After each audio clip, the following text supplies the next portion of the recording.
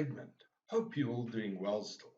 Well, let's recap a little bit about what we've been through up until now. In this course, I first introduced you into the simple business logic model. Now, why did I do that? It was to get a background so that we could see the individual transactions taking place. And we could also understand how a simple cash business, like someone doing a hobby at home or making something in their home environment and then selling it, how that works. Now, it's far easier to understand single transactions that you can follow than understand transactions in a complex business environment. The effects that happen in the complex business environment are just a culmination of all the single transactions that take place. And my thinking is if you understand what happens in the individual transaction, then when you're making a decision, you will make that decision understanding what the implications are going to be for the business overall. Now, let's understand what we are actually trying to get to the bottom of here. I'm trying to impart the knowledge of how to survive, financially speaking, that is, in a business environment. And if you can see what happens in the individual transaction, then you will appreciate what's going to happen in the business when you make a decision. Up until now, we've been looking at the simple cash business. From now onwards, we're going to start complicating it, and we are going to deal with businesses where the owner and the business are two separate legal entities. In the cash business, it was easier to see where the risks lie. That's fairly simple and easy to follow in that business model. But what happens when we are not dealing in a cash business?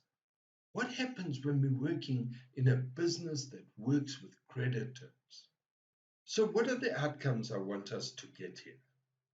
Well, first of all, we need to understand the mind map for the business logic model and how that simple business logic model mind map is going to now get complicated when we do credit sales. What happens with the cash in that cash conversion cycle? Does it still flow through, or are there other areas where it can get caught up? I'm sure many of you already have got ideas of what's going to happen.